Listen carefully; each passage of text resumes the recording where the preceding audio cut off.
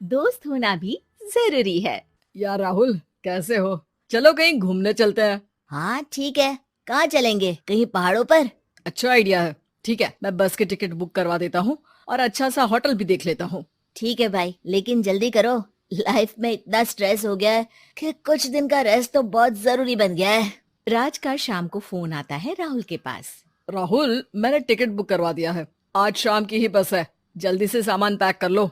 ठीक है, सामान तो मैंने पहले ही पैक कर लिया है। अब तो बस शाम का इंतजार है, जब हम बस पकड़ेंगे और निकल पड़ेंगे धर्मशाला की ओर। शाम को दोनों दोस्त बस स्टॉप पर मिलते हैं और फिर वहाँ से निकल पड़ते हैं शिमला की ओर। सुबह होते होते ये दोनों दोस्त शिमला पहुँच गए, जहाँ ये होटल पहुँचे और वहाँ से निकल पड़े पहाड़ों पर घूमने। राज, यहाँ पहाड़ों पर कितना सुकून है ना। दूर दूर तक सिर्फ और सिर्फ पहाड़ ही है, और घूमने आए लोग भी यहाँ कितनी मस्ती कर रहे हैं। हाँ भाई, ये तो है। चलो कुछ खा ले। दोनों एक रेस्टोरेंट पे पहुंच गए। वहाँ इनकी रेस्टोरेंट चलाने वाले लड़के से दोस्ती हो गई, जिसका नाम जितेंद्र था। जितेंद्र, तुम यहाँ कब से हो और रेस्टोरेंट खोलने का प्लान कैसे बनाया?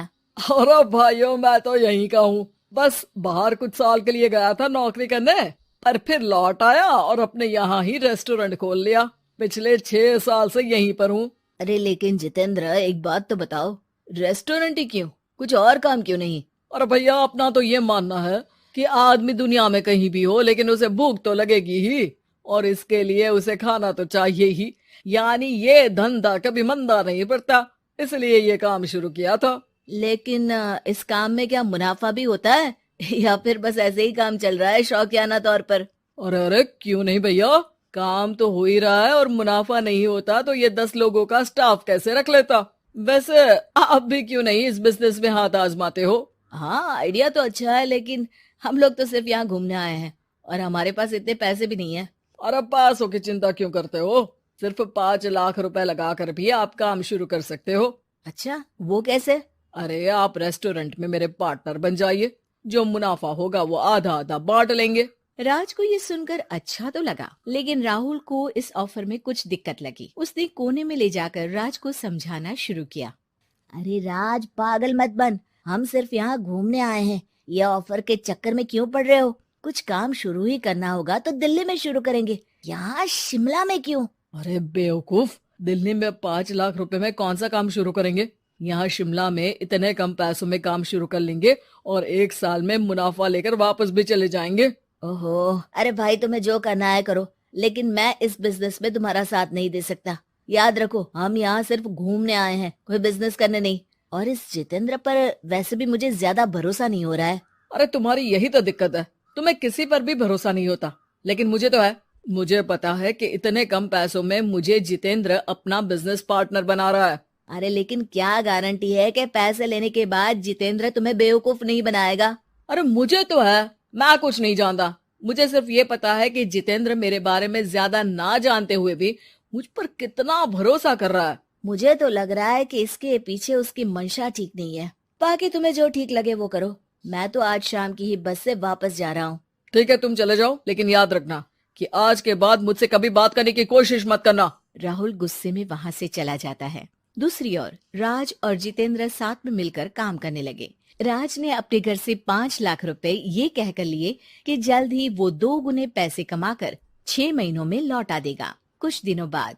भाई जितेंद्र, तुमने 5 लाख रुपए तो ले लिया है, लेकिन काम में बहुत तेजी नहीं दिख रही है। अरे भाई, काम में थोड़ा समय लगता है, चिंता मत करो यार। हाँ वो तो ठीक है, लेकिन मेरे पैसों का तो कुछ हिसाब दो। कहाँ लगाया तुमने?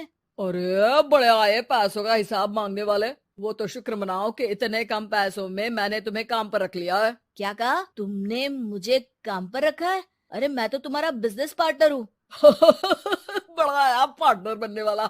औकात देखिए अपनी। 5 लाख में रेस्टोरेंट खरीद लिया है क्या?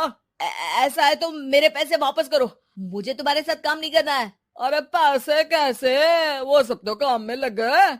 अब तुम्हें वापस जाना है तो चले जाओ, कोई पैसा नहीं मिलने वाला है। राज को अपने साथ होने वाले धोखे का एहसास हो चुका था, लेकिन तब तक देर हो चुकी थी। उसे अपने दोस्त राहुल की याद सताने लगी, जिसने पहले ही आगाह कर दिया था कि इस बिजनेस में धोखा है, लेकिन अब तो देर हो चुकी थी। राज को अब कोई रास्ता नहीं सूझ रहा था। जितेंद्र भाई, मेरे पैसे वापस कर दो ताकि मैं लौट जाऊं। मुझे अब तुम्हारे साथ कोई काम नहीं करना भाई। ये सुनते ही जितेंद्र अपने कुछ साथियों के साथ राज पर टूट पड़ा और उसकी जमकर पिटाई कर दी। राज बेहोश हो चुका था। जब उसने आंख खोली तो उसे अपने सामने पूरा परिवार, पुराना दोस्त राहुल भी दिखा। सभी को देखकर राज की आंख में आंसू आ गए। राहुल, मुझे माफ कर दो। अगर समय रहता मैं तुम्हारी बात मान लेता तो आज शायद ये दिन ना देखना पड़ता। अरे शुक्र मनाओ कि जान बच गई। वो तो भला हो एक आदमी का जिसने मुझे फोन कर दिया था, तभी तुम्हारी जान बच सकी। मुझे माफ कर दे दोस्त, तेरी सलाह ना मानकर मैंने बड़ी भूल की है। अरे अरे भाई, मेरे हाथ मत जोड़ो। बस ध्यान रखना कि अच्छा दोस्त आपको हमेशा अच्छी सलाह देता है, इसलिए दोस्तों की सलाह पर ध्यान देना चाहिए। फैशनेबल बहू, संस्कारी ननद। शोभा के इकलौते बेटे साहिल ने एक फैशनेबल लड़की विभा से लव मैरिज कर ली और उसे अपने घर ले आया। उसकी माँ ने दोनों को देखा तो बोलने लगी, अरे साहिल, ये किस नाटक वाले को ले आया तू? और इसने ये इतने छोटे कपड़े क्यों पहन रखे हैं? माँ, ये नाटक वाली नहीं आपकी बहू है। मैंने इससे शादी कर ली है। विभा, माँ के पैर छुओ। कम ऑन साहिल, मैं किसी के पैर नहीं छू सकती। विभा, ये हमारा कल्चर है, घर के बड़ों के पैर छूते हैं। ओके साहिल। विभा जैसे ही शोभा के पैर छूने के लिए झुकी तो शोभा ने उसे डांटते हुए कहा, चल हट यहाँ से, दूर हो जा मेरी नजरों से। न जाने कहाँ से इसे उठा लाया है। तेरे लिए लड़कियों की कमी थी क्या, जो ऐसी लड़की को ले आया? हमारे घर के संस्कारों के बारे में तो सोच लेता, लोग क्या कहेंगे? माँ, आप भी कैसे पुराने जमाने की बात कर रही हो? आप कपड़ों और भाषा से किसी के संस्कारों को जज नहीं कर सकती। साहिल ने अपनी माँ को समझाने की बहुत कोशिश की, लेकिन वो कहाँ कुछ मानने वाली थी। शोभा अपनी बहू के कपड़ों और स्टाइल की वजह से हमेशा उसके कैरेक्टर पर टिप्पणी करती रहती।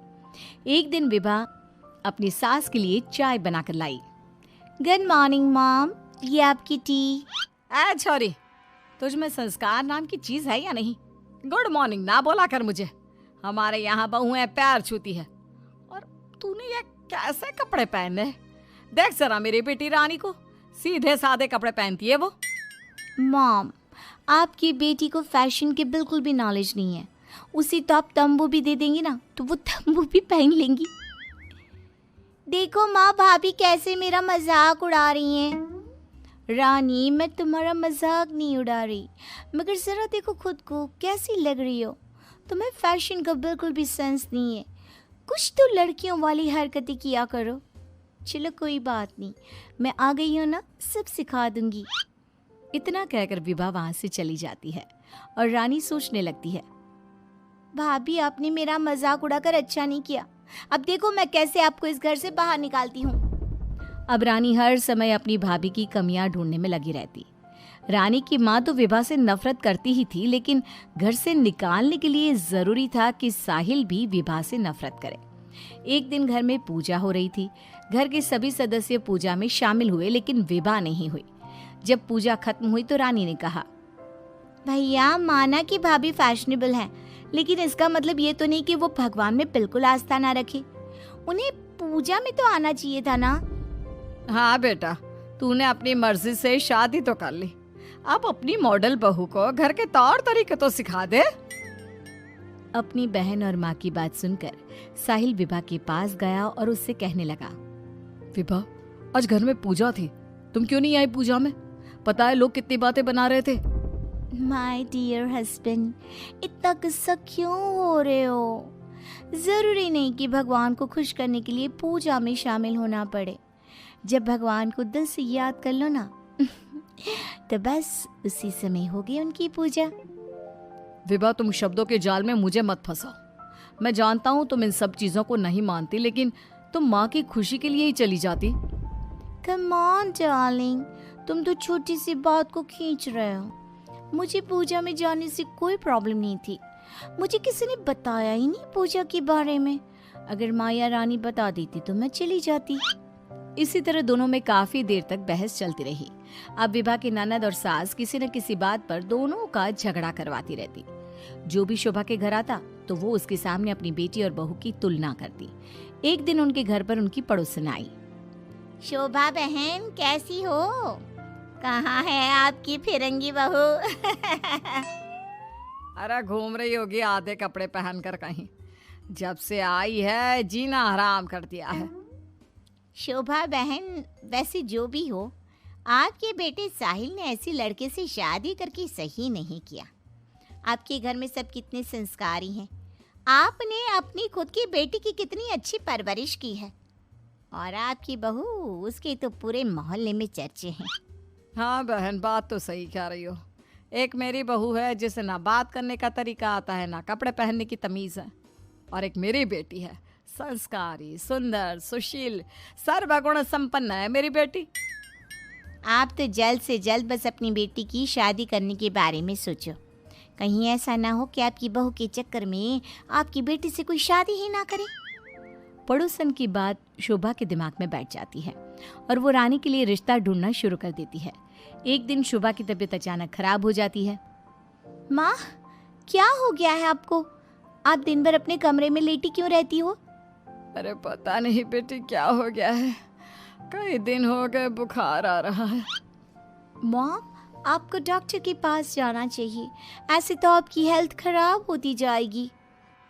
ओ अंग्रेजन, अपनी अंग्रेजी अपने पास रख। माँ किसी डॉक्टर के पास नहीं जाएगी। मैं अभी माँ को काढ़ा बना कर देती हूँ, माँ बिल्कुल ठीक हो जाएंगी। लेकिन रानी, डॉक्टर ब्लड टेस्ट करके बता देगा कि मॉम का फीवर क्यों नहीं उतर रहा। इसी तरह कई दिन हो गए। शोभा का बुखार उतरने का नाम नहीं ले रहा था और रानी उन्हें डॉक्टर के पास जाने नहीं दे रही थी।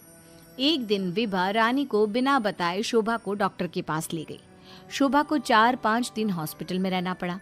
इसी बीच विभा ने अपनी सास की बहुत देखभाल की, लेकिन रानी एक बार भी अपनी माँ से मिलने नहीं आई। बहू, मेरी इतनी ज़्यादा तबीयत खराब थी, लेकिन रानी मुझसे एक बार भी मिलने नहीं आई।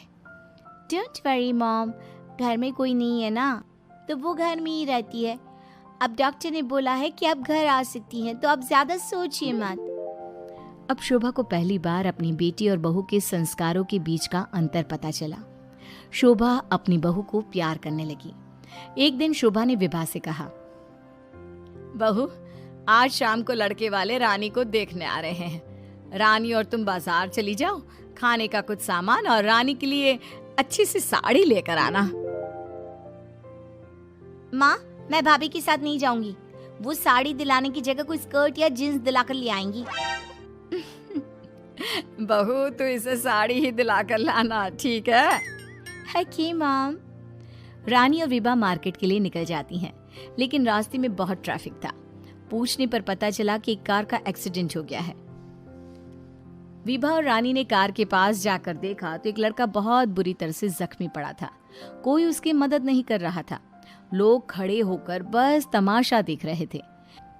विभा ने उस लड़की की मदद करना चाहा तो रानी ने उसे रोकते हुए कहा, भाभी, ये क्या कर रही हो? जब कोई इसकी मदद नहीं कर रहा तो हम क्यों करें? रानी, ये क्या बोल रही हो तुम? अगर हमने इसकी हेल्प नहीं करी तो ये मर सकता है।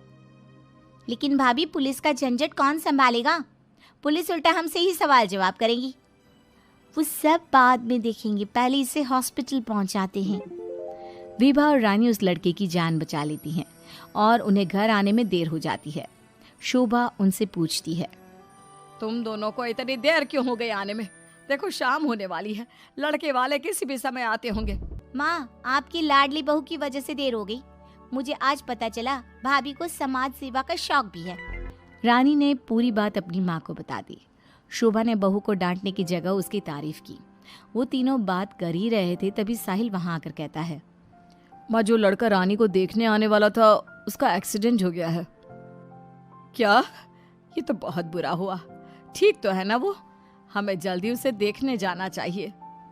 माँ, वो ठीक है, उसके घर वाले बता रहे थे कि 2 लड़कियों ने उसे हॉस्पिटल पहुंचाया है। अगर वो उसे वक्त पर हॉस्पिटल ना लेकर जाते तो उसका बचना मुश्किल था।